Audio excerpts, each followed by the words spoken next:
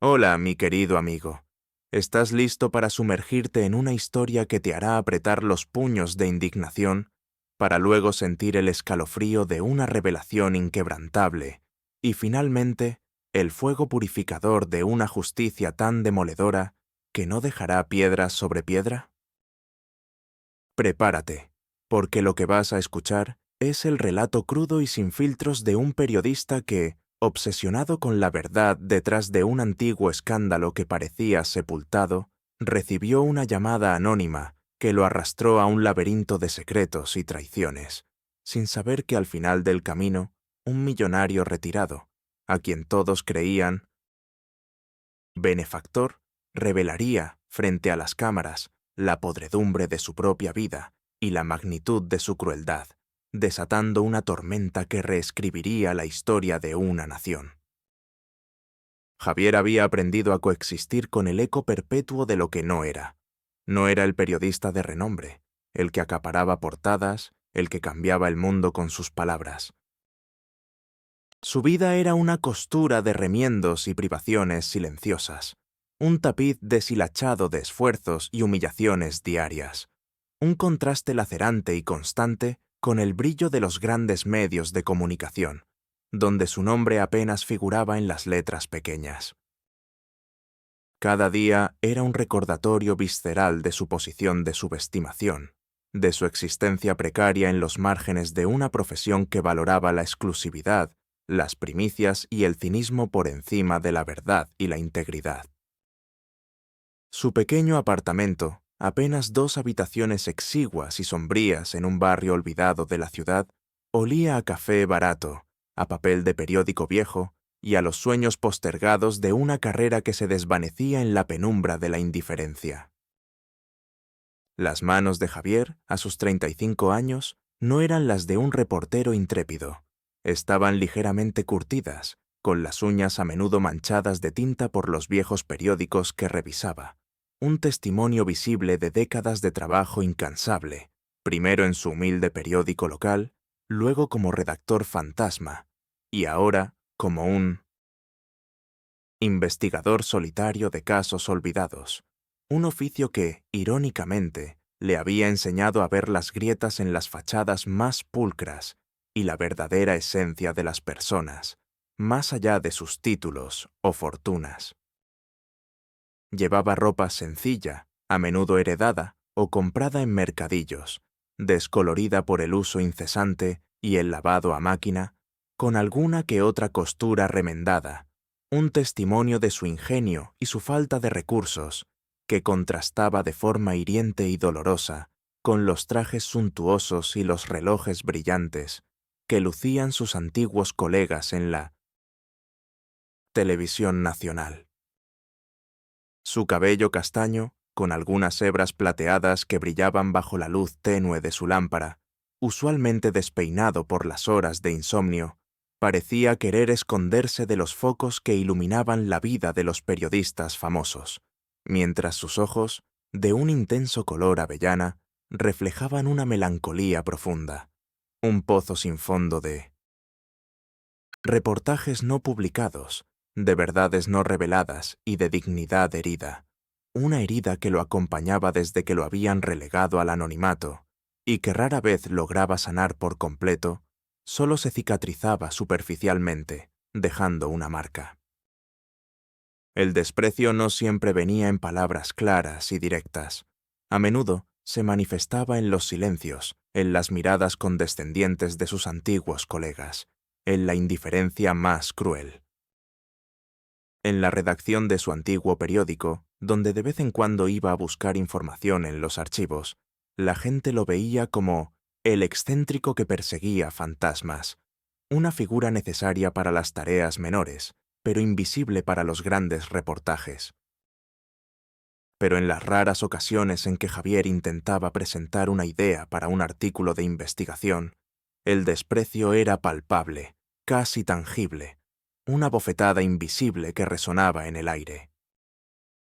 Si Javier se acercaba a su antiguo jefe, un hombre influyente y cínico, con una propuesta sobre un posible fraude en la construcción de un hospital público, el jefe lo miraba por encima del hombro, sus ojos fríos escaneando la ropa sencilla de Javier, deteniéndose en sus zapatos desgastados, con una mueca de desprecio apenas disimulada. Javier, ¿todavía con esas teorías de conspiración? Por favor, eso no vende, eso no genera clics. Aquí necesitamos historias frescas, sensacionales, no viejas paranoias. Vuelve a tus obituarios, soltaba el jefe, sin levantar la voz, pero con un tono que lo hacía sentir como una molestia grosera, una mancha inoportuna en el brillo de su perfecta burbuja de éxito. Javier sentía el rubor subir por sus mejillas, el corazón acelerado, un nudo apretado en la garganta que apenas le permitía tragar saliva. La injusticia de ser tratado como un paria en su propia profesión, la que amaba con pasión, se incrustaba más profundo en su alma con cada interacción. Esa monotonía de invisibilidad, de ser siempre el otro, el extraño, el que no encajaba en el mundo de los medios superficiales, había forjado en él una capa de resistencia, una armadura silenciosa y robusta, pero el dolor subyacente de la humillación nunca desaparecía del todo, sino que se acumulaba, capa tras capa, una herida constante y profunda que no cicatrizaba. Pero bajo esa capa de aparente fragilidad y sumisión, bajo el velo del periodista subestimado y despreciado por su insistencia en la verdad, latía un espíritu indomable, una mente prodigiosa forjada no en aulas universitarias de élite, sino en las horas de soledad forzosa, devorando libros de historia, de criminología, de derecho, y con una habilidad innata para la investigación forense de documentos y la interpretación de datos. Javier no solo tenía una memoria fotográfica para los detalles, capaz de retener cada fecha, cada nombre, cada evento de un expediente, sino que poseía una inteligencia estratégica inusual, una habilidad innata para conectar puntos aparentemente dispares, para ver patrones ocultos donde otros solo veían caos. Su don era la observación aguda, la capacidad de leer entre líneas, de descifrar los gestos más sutiles, los silencios elocuentes, las microexpresiones que revelaban las verdaderas intenciones de las personas y los secretos ocultos tras las fachadas más pulcras. Desde joven había sido un lector ávido, desarrollando una pasión por la historia oculta, por los grandes relatos de corrupción y vindicación, por los misterios enterrados en el tiempo. Esta habilidad, esta sensibilidad para el detalle minucioso, este don para desentrañar las verdades ocultas de los entramados políticos y financieros complejos, era su tesoro más preciado, un arma silenciosa y devastadora que yacía dormida, esperando el momento de su despertar inminente. Nadie en su pequeño mundo, ni siquiera sus pocos amigos, conocía la profundidad de su intelecto, la agudeza de su percepción, la sofisticación de su pensamiento en el mundo de las complejidades humanas. Lo veían solo como un periodista talentoso, sí, pero demasiado idealista, demasiado terco para el mundo real. Qué equivocados estaban en su ceguera. Su pasado, un secreto celosamente guardado y casi olvidado, era el de un joven prodigio del periodismo de investigación que, en sus primeros años, había descubierto una red de corrupción masiva. Pero las pruebas habían sido silenciadas y él, difamado, forzado a desaparecer del radar. Pero ahora, esa anonimidad estaba a punto de ser desafiada. El antagonista principal de su historia era un fantasma, una figura poderosa y escurridiza que se movía en las sombras de la élite, un millonario retirado llamado Don Elías, a quien la prensa oficial presentaba como un benefactor y un filántropo, un hombre intachable. Él era la personificación de la impunidad, de la corrupción disfrazada de éxito, del clasismo y el abuso de poder que se disfrazaba de elegancia y sofisticación. En su mundo, donde cada objeto de arte valía más que el salario de un año de Javier, El brillo de los cristales y el perfume de las flores frescas creaban una atmósfera de exclusividad que a Javier, secretamente, le repugnaba. Él conocía el verdadero costo de esa opulencia, la vanidad vacía detrás de cada fachada de mármol, y la avaricia voraz que a menudo se escondía bajo el disfraz del legado empresarial, un legado que, muy pronto, él sabría que estaba construido sobre la sangre de inocentes y la mentira. La vida de Javier bajo el yugo de la injusticia se manifestaba en la monotonía gris de su rutina diaria, marcada por el ritmo incesante de la búsqueda de la verdad y la indiferencia del mundo. Cada mañana se levantaba al alba en su pequeño apartamento, el sol apenas asomando por la única ventana, pintando de un gris tenue las paredes con manchas de humedad y el recuerdo persistente de sus fracasos pasados. El aroma a café barato, que preparaba para sí mismo, se mezclaba con el persistente olor a libros viejos y a polvo. Su día transcurría entre la biblioteca, los archivos municipales y su portátil, buscando la pieza que faltaba en el rompecabezas de su carrera, un caso que lo redimiría. Sentía el frío de las sillas de la biblioteca bajo su cuerpo, el dolor punzante en su espalda al pasar horas inclinado sobre los documentos, un peso que se hacía más opresivo y cansado con cada día que pasaba, acumulándose en su cuerpo. Y cada día, al anochecer, se sentaba frente a su portátil, observando las luces de la ciudad a través de la ventana, brillando como estrellas inalcanzables, ajenas a su triste realidad. La ciudad, con sus rascacielos y sus luces brillantes, era una postal constante de lo que le había sido negado, un recordatorio silencioso de su abandono y de la crueldad de un sistema que lo había relegado. Los momentos más dolorosos y punzantes eran cuando leía las noticias sobre don Elías, el millonario retirado. Los periódicos hablaban de sus donaciones a hospitales, de su filantropía, de su corazón de oro. Cada artículo era una bofetada a la verdad que Javier presentía.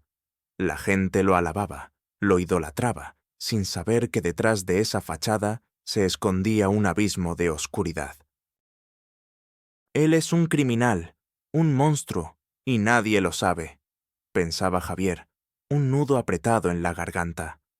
La injusticia de que ese hombre, don Elías, viviera en la luz mientras él, Javier, el buscador de la verdad, languidecía en la sombra, se incrustaba más profundo en su alma con cada interacción.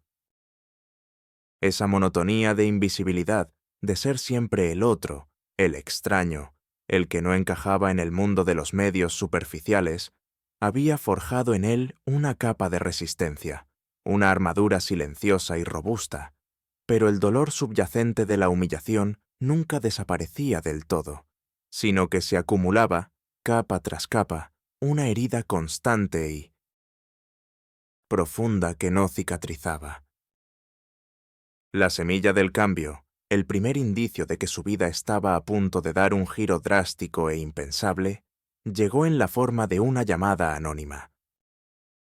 Esa misma noche, después de ver un reportaje en la televisión sobre el magnífico legado de don Elías, Javier estaba a punto de rendirse, de colgar los guantes, con la mente nublada por la frustración. Su viejo teléfono fijo, que rara vez sonaba, comenzó a vibrar. Dudó en contestar. Al hacerlo, una voz susurró, distorsionada por un modulador, pero con una urgencia palpable. Javier, sé que buscas la verdad sobre el escándalo del Hospital de la Esperanza, ese que silenciaron hace años. Sé que sospechas de don Elías. Estás en lo cierto. Él es el diablo disfrazado de santo. Su verdadera fortuna se construyó sobre la sangre de inocentes. Hay un lugar, una vieja mina abandonada en las afueras, donde él ocultó los secretos de su crueldad. Busca el lugar del sacrificio, y no confíes en nadie. Te envío una pista por correo. La llamada se cortó abruptamente, dejando a Javier con el corazón latiéndole desbocado.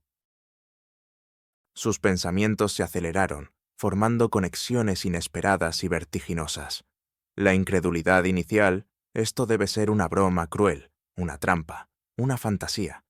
Luchaba encarnizadamente contra una creciente chispa de esperanza, o quizás de una sospecha fascinante que lo carcomía desde dentro. ¿El Hospital de la Esperanza? Ese era el primer caso que había investigado al inicio de su carrera, un escándalo de desvío de fondos que había costado vidas y que fue rápidamente sepultado. ¿Y don Elías? Su corazón latió con fuerza, un tamborileo acelerado e irregular en su pecho, una mezcla extraña y abrumadora de miedo ante lo desconocido y una excitación furtiva, casi prohibida, por la posibilidad de una verdad oculta. Esto podría ser una locura total. «Una fantasía de un loco», se dijo a sí mismo en un susurro, sintiendo un escalofrío que le erizaba la piel. Pero, ¿y si no lo es? ¿Y si esta llamada no es una broma, sino una señal del destino, una pista para desvelar la verdad que he buscado toda mi vida? La duda se sembró, pequeña al principio, como una semilla en tierra fértil, pero persistente, creciendo con cada segundo que Javier repasaba las palabras del extraño. Esa noche, el rostro sonriente de don Elías en la televisión y el desprecio de su antiguo jefe se repetían en su mente como una imagen fija. Pero ahora, en la oscuridad de su cuarto, esas imágenes empezaban a adquirir un eco vacío, ridículo, carente de poder. Recordó cada humillación, cada mirada de desprecio, y ahora, cada una de ellas, sin saberlo, lo había empujado, lo había guiado, hacia este momento trascendental. Siempre había tenido una afinidad inusual con los patrones, con los códigos, con la idea de que la verdad se escondía a menudo en los detalles más pequeños, en las palabras dichas a medias, en los secretos enterrados. Esa llamada anónima no era solo una coincidencia fortuita, era un hilo de oro en el laberinto, el hilo de Ariadna que podría sacarlo de su laberinto de invisibilidad y humillación. Un mapa hacia un futuro que jamás había soñado, un destino que le había sido arrebatado. La chispa de la determinación se encendió, una llama solitaria pero poderosa en la oscuridad de su desesperación, iluminando un nuevo camino hacia una verdad que cambiaría su vida para siempre, y la de muchos otros, comenzando por la de don Elías, el falso benefactor. «Voy a encontrar esa verdad, cueste lo que cueste», susurró al aire, su voz llena de una fuerza inusitada y una convicción férrea que lo hacía vibrar. «Y voy a asegurarme de que la verdadera pobreza se revele, no la que ellos creen que yo represento, sino la pobreza de su alma y su corazón». El proceso de transformación y de investigación se convirtió en el santuario secreto de Javier, su razón de ser, en los días y noches que siguieron, un propósito que lo consumía por completo, alejándolo del tedio y la penuria de su existencia anterior. No era un camino fácil, estaba plagado de obstáculos inesperados, de callejones sin salida burocráticos y de amenazas veladas, y la frustración lo acechaba como una sombra constante, susurrándole al oído la palabra rendición en sus momentos de debilidad y cansancio extremo. Su primera acción fue la de un detective silencioso y metódico, una observadora aguda de las sombras y los detalles del mundo criminal que ahora le revelaban sus secretos. Durante las semanas siguientes, cada minuto libre que tenía se convertía en tiempo para su misión encubierta, un juego de estrategia en la sombra del imperio de don Elías. Comenzó por la pista del correo. La llamada anónima le había prometido una pista, y a la mañana siguiente, Javier encontró en su buzón una postal antigua, sin remitente, con la imagen de una vieja mina. En el reverso, una única palabra en un latín casi ilegible: ignis.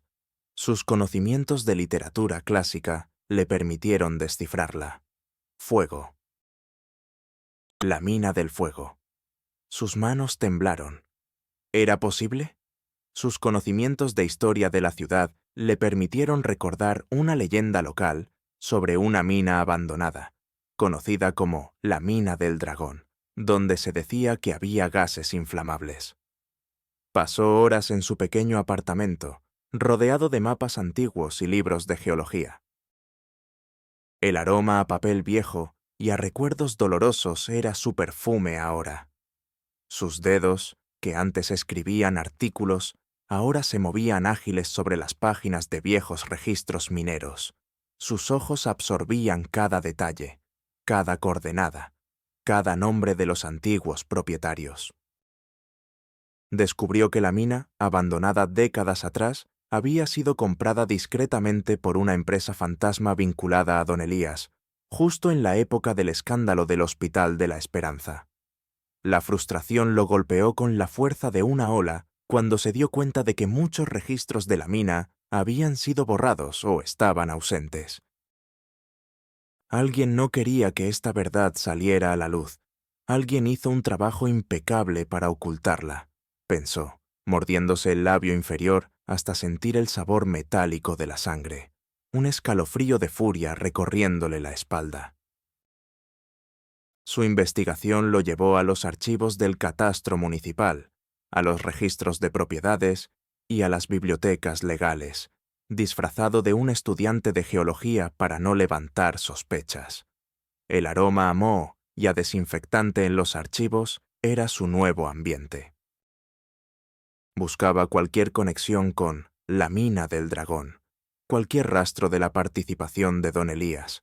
Hubo días de desesperación profunda, donde se sentía abrumado por la inmensidad de la tarea y la complejidad de la red de engaños que envolvía al millonario.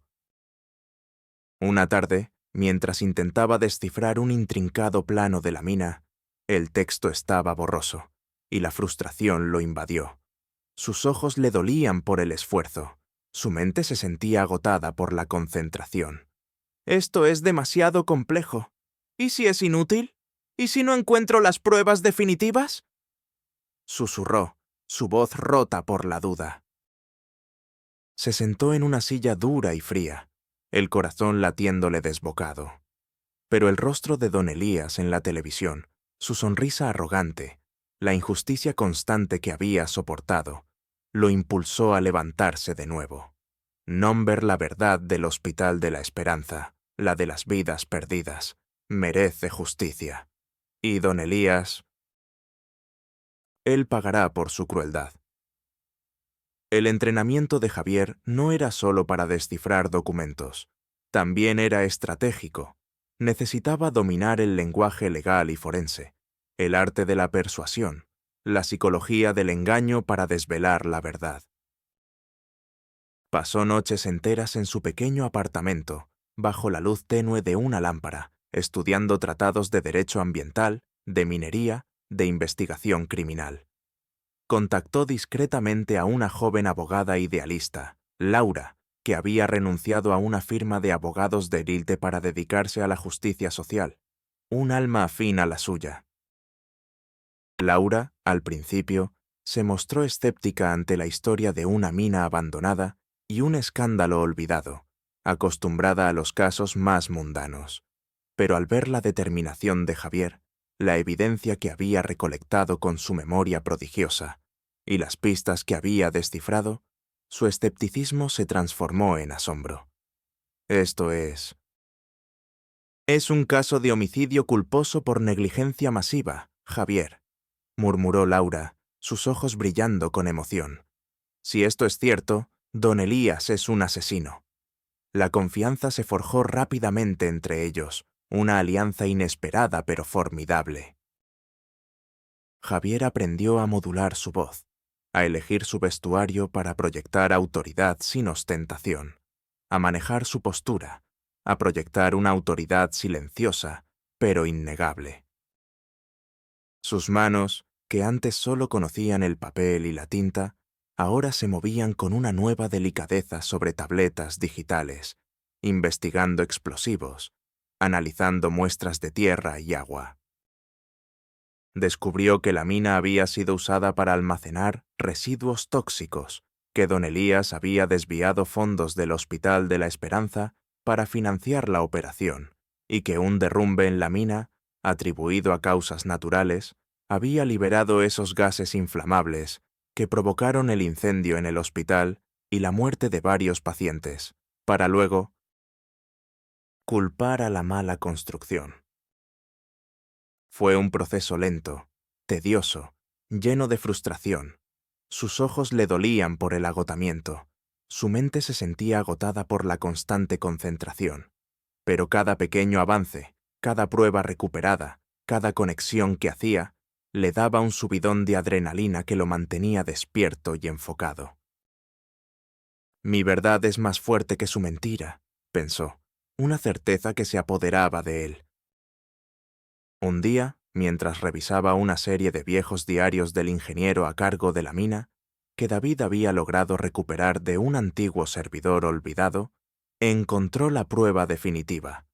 El diario del ingeniero detallaba las órdenes de don Elías para almacenar los residuos tóxicos, su conocimiento de los riesgos, y una carta donde el ingeniero confesaba su culpa y su temor a ser asesinado por don Elías si revelaba la verdad.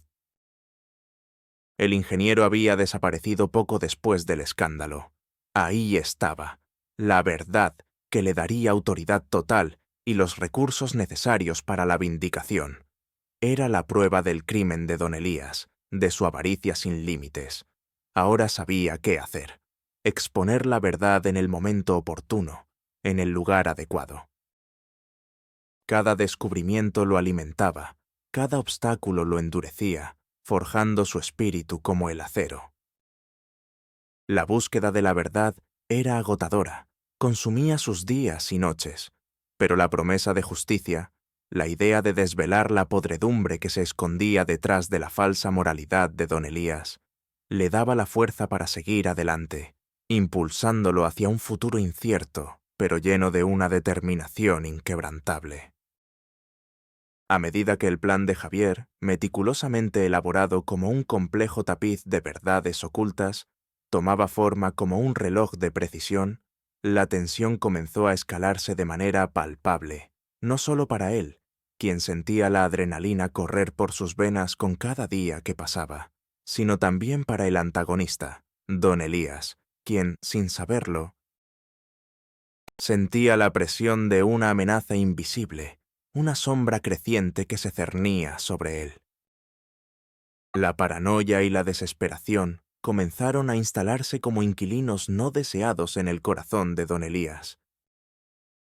Días antes de la gran gala de beneficencia que él mismo organizaba para un nuevo hospital, un evento cumbre donde sería homenajeado por su filantropía, don Elías recibió un correo electrónico anónimo con una sola frase: el fuego del Hospital de la Esperanza se reavivará. La mina del dragón hablará. Don Elías lo desestimó como una broma pesada o un intento de extorsión, pero el germen de la duda, esa pequeña espina, ya estaba sembrado en su mente, una inquietud silenciosa que no podía ignorar. Una tarde, mientras don Elías revisaba los detalles de la gala en su lujosa oficina, recibió una llamada anónima en su línea privada. Una voz grave y distorsionada, casi fantasmal, le susurró: ¿estás seguro de que tu fortuna es tan limpia como la pintas? Hay una verdad enterrada, un secreto que te hará perder todo. La verdad está en los diarios del ingeniero. Don Elías palideció. Su mano temblaba mientras sostenía el auricular, una gota de sudor frío escurriéndole por la sien. ¿Quién habla? Esto es una locura, una amenaza. Y singó, su voz estridente y aguda, mientras la persona al otro lado colgaba sin dar más explicaciones. Sintió un sudor frío recorrerle la espalda, un nudo gélido en el estómago que le cortaba la respiración. Miró a su alrededor, la opulencia de su oficina, los premios en las paredes.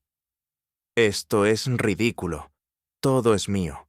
Lo he construido yo, se repitió, intentando convencerse. pero la inquietud era innegable, una sensación de que el suelo bajo sus pies comenzaba a resquebrajarse. Su voz se volvió más cortante con sus empleados, sus órdenes, más imperativas, una señal de su creciente nerviosismo. Javier, por su parte, observaba desde la distancia, a través de las noticias que Laura le filtraba, cómo la tensión carcomía a don Elías. Está a la defensiva, al borde del colapso, pensó, una sonrisa apenas perceptible en sus labios, una satisfacción contenida. Está perdiendo el control. Esto es bueno. La verdad lo está acorralando. Sabía que algo andaba mal, que una sombra se cernía sobre él, pero no podía señalarlo, no podía identificar la fuente de su inquietud. No sospechaba, ni por un instante, que la fuente de su creciente paranoia era el mismo periodista que había despreciado y relegado al anonimato, el excéntrico Javier, el que ahora estaba a punto de desvelar sus secretos más oscuros y criminales. Cada mirada de desconfianza, cada palabra apenas velada por don Elías, solo lo impulsaba más profundamente en su camino hacia la verdad y la vindicación. La adrenalina le recorría las venas, un combustible silencioso, una fuerza implacable. Estaba listo. El día de la gran gala de beneficencia organizada por don Elías llegó, un evento cumbre que se celebraría en el salón de baile más lujoso de la ciudad, transformado para la ocasión en un templo de la opulencia. Las luces de los candelabros de cristal refractaban la luz en 1000 destellos sobre el mármol pulido y los arreglos florales exorbitantes. El aire estaba impregnado del perfume de las gardenias y el suave murmullo de las conversaciones de la élite de la ciudad. El ambiente era de celebración forzada, de sonrisas congeladas en los labios y de un lujo que intentaba desesperadamente ocultar la podredumbre moral que se cernía sobre don Elías. Él, vestido con un smoking impecable, su sonrisa tensa, se pavoneaba entre los invitados, recibiendo felicitaciones por su filantropía. No sabía que, oculta entre la multitud de periodistas y fotógrafos, con un traje discreto pero pulcro, había un hombre con una mirada de acero y una determinación inquebrantable. Javier.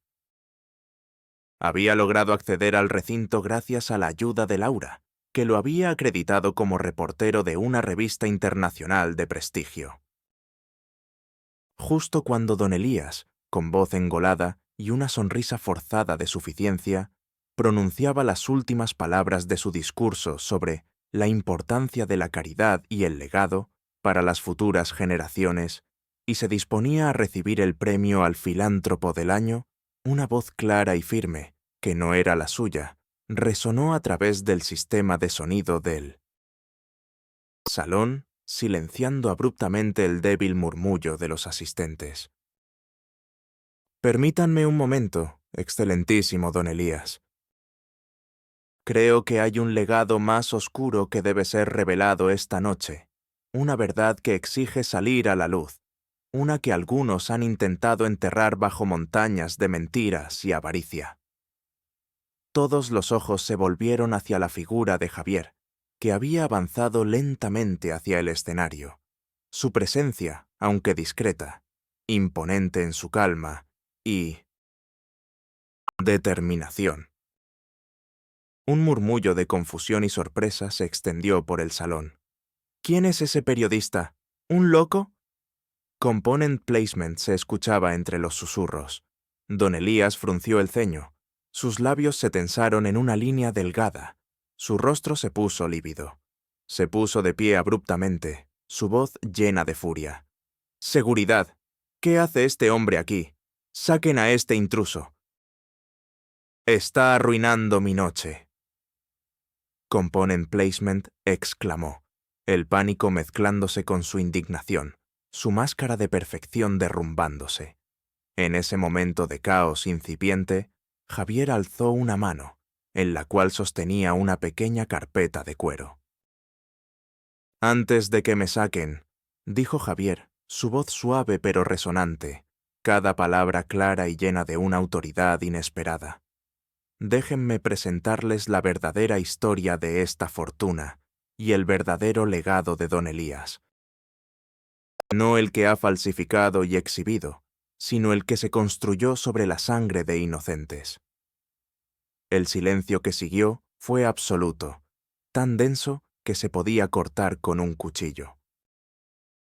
Javier conectó una memoria USB a un proyector que Laura había instalado sigilosamente, y las imágenes se proyectaron en la pantalla gigante que hasta ese momento había mostrado el logo de la fundación de don Elías.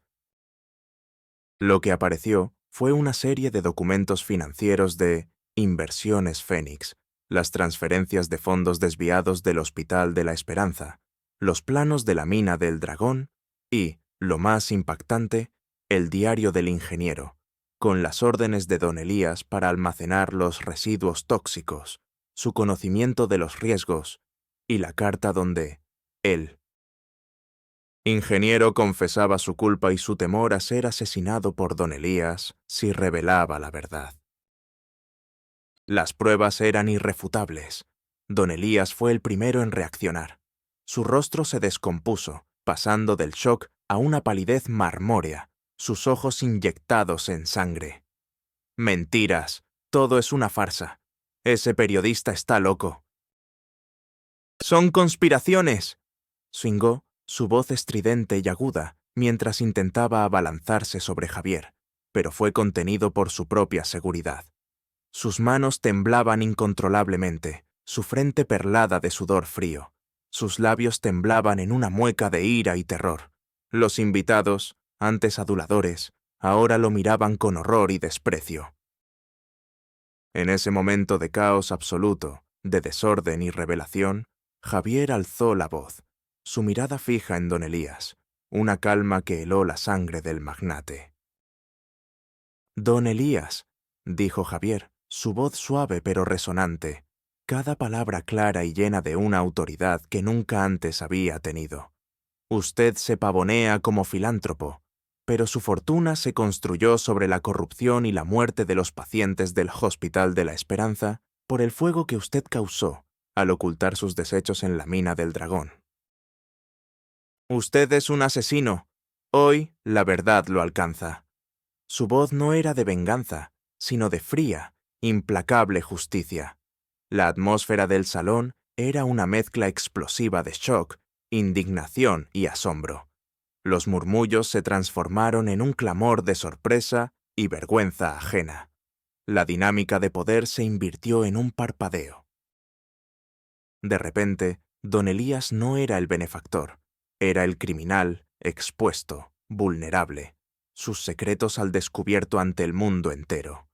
La humillación que Javier había soportado durante años se le devolvía ahora multiplicada por 1000 a don Elías, en la mirada de cada invitado que antes lo reverenciaba y ahora lo miraba con asco.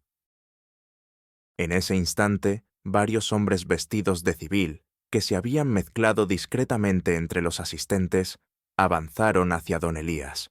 Eran agentes de la fiscalía, alertados por Laura.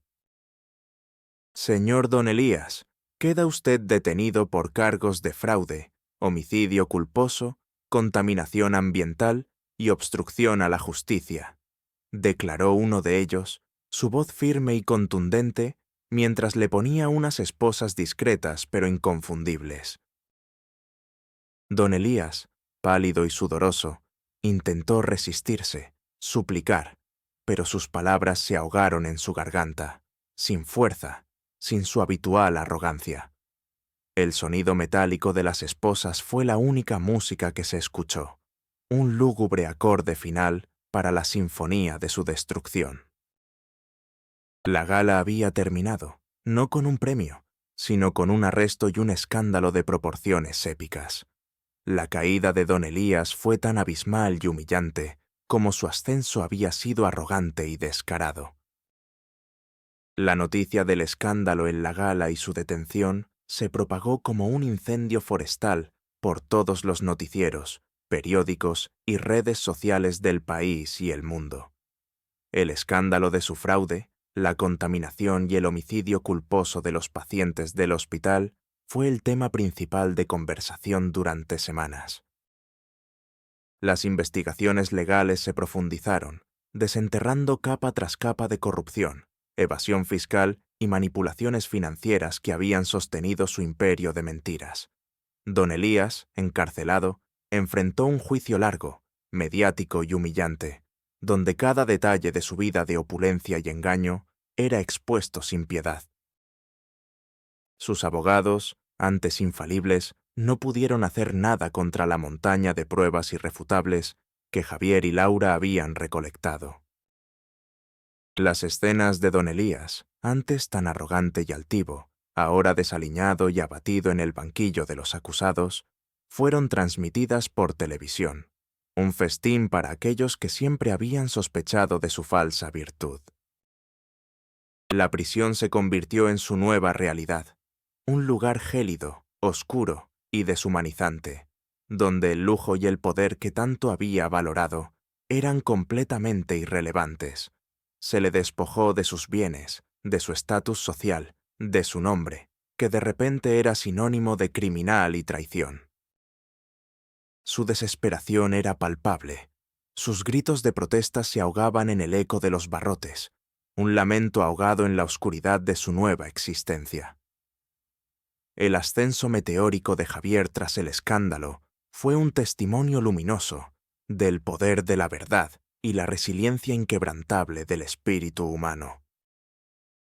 La justicia, aunque tardía, le había devuelto no solo su dignidad, sino un propósito aún mayor. Con la atención mediática y el reconocimiento de su valía, Javier no regresó a su antiguo periódico.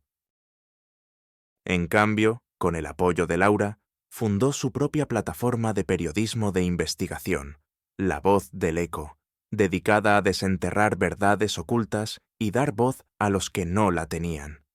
Aceptó su nuevo rol con la misma humildad con la que había soportado la adversidad, pero con una visión clara y una determinación renovada.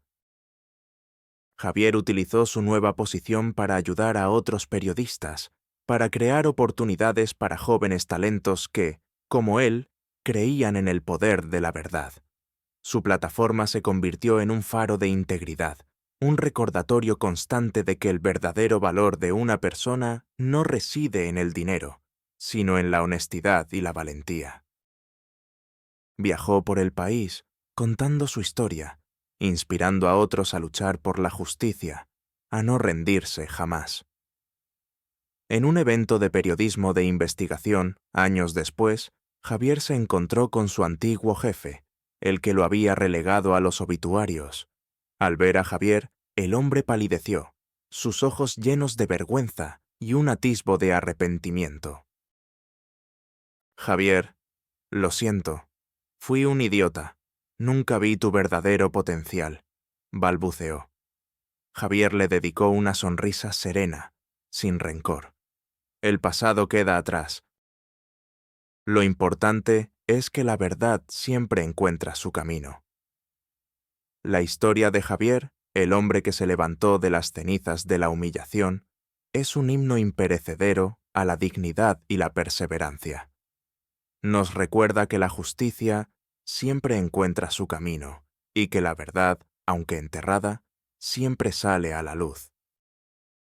Su legado no fue solo la caída de un magnate corrupto, sino la inspiración de miles de almas que, como él, se sentían invisibles.